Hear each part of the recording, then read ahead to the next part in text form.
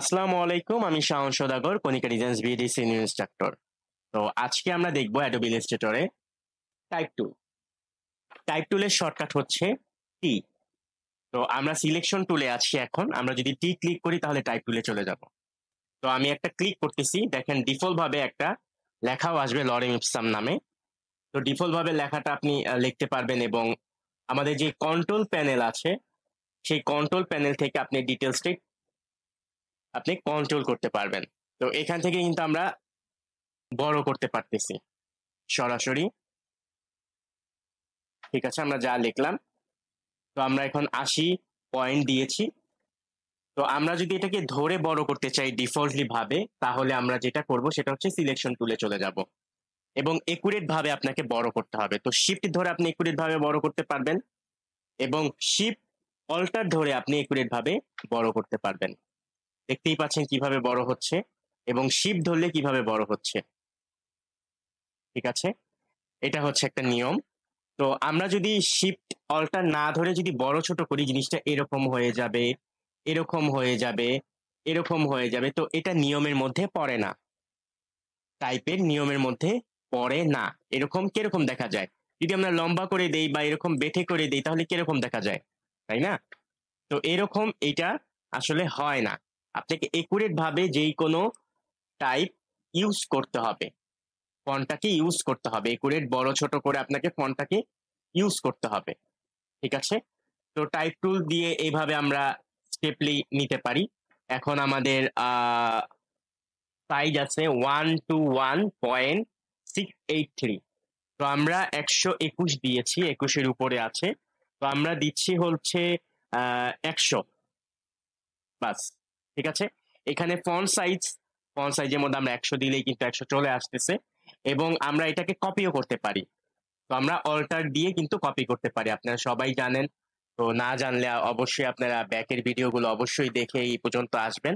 ঠিক আছে, তো আমরা এটাকে ছোট করে দিচ্ছি, এটা ১০০ দিয়েছিলাম, এখন আমরা দিচ্ছি ৮০। ইন্টার দিলেই কিন্তু চলে আসবে।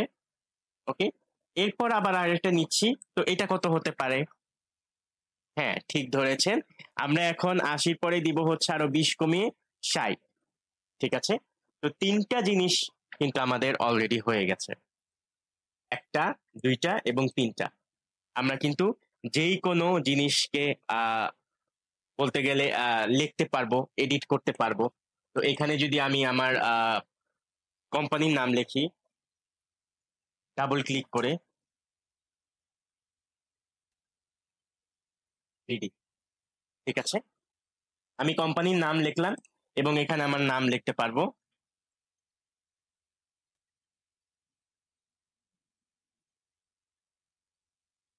ওকে, এখানে আমি এআই লিখলাম, A I. Okay, double click করে আপনি যা মন চায় তাই করতে পারবেন এবং যতটুকু সিলেক্ট করবেন অতটুকুই কিন্তু এটার ডিটেলসটা পরিবর্তন হবে। ঠিক আছে, তো সিলেকশন টুল দিয়ে আপনি যদি প্রত্যেকটাকে সিলেক্ট করেন তাহলে কিন্তু প্রত্যেকটা আপনার পরিবর্তন হবে। আবার এই পুরাটাকে ধরেও যদি আপনি কোনো কিছু করেন সেই পুরাটাও কিন্তু পরিবর্তন হবে। ঠিক আছে, এইভাবে আপনি পরিবর্তন করতে পারেন। তো এখানে ডাবল ক্লিক করে আপনি লিখতে পারেন। ওকে, তো এটাকে আমরা যেই কোনো ফন্ট ফ্যামিলি ইউজ করতে পারি। ঠিক আছে, এখান থেকে যেই কোনো কিন্তু আমরা ডিজাইন ইউজ করতে পারি। আমি একটা ডিজাইন দিয়ে দিলাম ফন্ট ফ্যামিলি। আবার এই শাওন সওদাগরটাকেও আমি যে কোনো ডিজাইনে ইউজ করতে পারবো। যেমন এখান থেকে একটু ডিজাইনিং দিচ্ছি। আবার নিচে আমার অনেক ফন্ট আছে, ফন্ট ফ্যামিলি আছে, আমি ফন্ট ফ্যামিলি দিয়ে দিলাম। এখানে কিন্তু আবার ফন্ট স্টাইল আছে। তো এখন রেগুলার ছিল, আমি বোল্ড করে দিলে কিন্তু বোল্ড চলে আসবে। ঠিক আছে, আমি এআইটাকেও আমি কোনো ফন্ট কি বলে ফ্যামিলি দিয়ে দিচ্ছি, এআই। ওকে, দেখতেই পাচ্ছেন কি সুন্দর। তো আমি কালার করতে গেলে কিন্তু অবশ্যই আপনি কালার থেকে কালার করে দিতে পারবেন।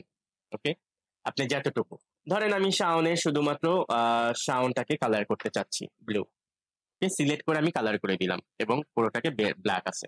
তো আমি এআইটাকে পুরোটাকে সিলেক্ট করেও কিন্তু আমি কালার, আমি যাই করব না কেন এখানে সিলেক্ট করে আপনাকে কালার করতে হবে। ঠিক আছে, এই হচ্ছে নিয়ম। ওকে, তো এটা হচ্ছে প্রত্যেকটা একটা বলতে গেলে হেডিং হয়ে গেছে। এটা একটা হেডিং, এরপরের হেডিং এটা, এরপরের হেডিং এটা। ওকে? Step, step, step. ঠিক এরকম। হ্যাঁ? তো হেডিং 1, হেডিং 2, হেডিং 3। তো এখন আমাদের অনেকগুলা কিন্তু প্যারাগ্রাফ লেখা হতে পারে। যেখানে অনেকগুলা লেখা থাকে, তাই না? একটা ডিটেইলস লেখা থাকে। তো সেইটা আমরা কিভাবে করব? টাইপে ক্লিক করার পর আমরা 1 ক্লিক করলে কিন্তু একটা ওয়ার্ড আসে, ২ টা ওয়ার্ড আসে। Lorem ipsum. ওকে? তো আমরা যদি এইভাবে টান দিয়ে বক্স করি, দেখছেন কত বড় চলে আসছে। তার কারণটা কি? কত বড় লেখা চলে আসছে। আমি তো আরো ছোট চাচ্ছিলাম লেখা। তার কারণটা হচ্ছে আমাদের ফন্ট সাইজ। ঠিক আছে? ফন্ট সাইজকে আমাদের পরিবর্তন করতে হবে। যদি এরকম আসে, ফন্ট সাইজকে পরিবর্তন করে আমি আবার বক্স করে নিব ঠিক এরকম টান দিয়ে টাইপ টুল থেকে, তাহলে কিন্তু হয়ে যাবে। তো ফন্ট সাইজটাকে পরিবর্তন করতে হলে আমরা কিন্তু এখন কন্ট্রোল প্যানেলে কিন্তু প্যারাগ্রাফ অপশনে ক্যারেক্টার অপশনে চলে যাব। ঠিক আছে? প্যারাগ্রাফ অপশনটা আমরা পরবর্তীতে অবশ্যই আপনাদেরকে দেখাই দিব। তো আমরা শুধুমাত্র ক্যারেক্টার অপশন থেকেই জিনিসটা করতেছি। তো ক্যারেক্টার অপশনটা কোথায় পাবেন? ক্যারেক্টার অপশনটা আপনি উইন্ডো থেকেও পাবেন। উইন্ডো থেকে নিচে চলে যাবেন এবং উইন্ডো থেকে নিচে গিয়ে আপনি টাইপ টুলে যে এই যে ক্যারেক্টার, ক্যারেক্টারের শর্টকাট হচ্ছে কন্ট্রোল টি। ওকে? দিলে ঠিক এইখানে আসে পড়বে। আমাদের উপরেও ক্যারেক্টার রয়েছে কন্ট্রোল বারে এবং এখানেও কিন্তু চলে আসবে। তো এখান থেকে আমি ফ্যামিলি পরিবর্তন করতে পারবো, স্টাইল পরিবর্তন করতে পারবো, সাইজ পরিবর্তন করতে পারবো, আরো ডিটেলস পরিবর্তন করতে পারবো, যেটা আমি পরবর্তী ক্লাসে দেখাবো। ঠিক আছে? তো আমি এখন সাইজটাকে পরিবর্তন করছি। ওকে, আমার এতটুকু সাইজ দরকার ছিল। তো আমি ফন্ট ফ্যামিলিটাকেও পরিবর্তন করতে চাচ্ছি। ওকে, এখন কি করব? এখন আমি সিলেকশন টুলে গিয়ে কিন্তু এটাকে আমি ডিলিটও করে দিতে পারি, এটাও আমি রাখতে পারি। এটা ডিলিট করে দেই। ওকে, আমি তো বুঝে গেলাম যে আমার সাইজটা দিয়ে কতটুকু আসবে।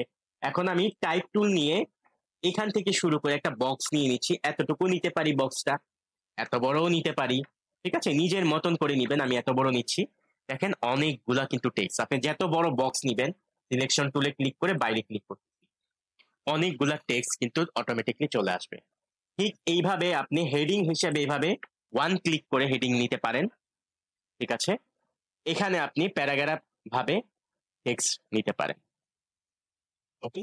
তো আপনি কন্ট্রোল প্যানেল থেকে ক্যারেক্টার দিয়ে কন্ট্রোল করতে পারবেন সব details, font family, font size এবং আপনার ফন্ট স্টাইল। ওকে? তো এখান থেকেও আমরা উইন্ডো থেকেও কিন্তু ক্যারেক্টারের একটা অপশন নিয়ে আসছি। তো নেক্সট ক্লাসে আমরা আরো অপশন গুলা দেখবো। তো আজকে আমরা দেখলাম হচ্ছে টাইপ টুল। ওকে? তো সবাই ভালো থাকবেন, সুস্থ থাকবেন এবং ভিডিওটা ভালো লাগলে অবশ্যই শেয়ার করবেন, লাইক দিবেন, কমেন্টস করবেন এবং পরবর্তী কি কোর্স চাচ্ছেন সেটাও কমেন্টস করবেন এবং আমাদের বেল আইকন ক্লিক করে রাখবেন নতুন নতুন ভিডিওর জন্য এবং সাবস্ক্রাইব যদি না করে থাকেন সাবস্ক্রাইব করে দিবেন। ধন্যবাদ সবাই, ভালো থাকবেন।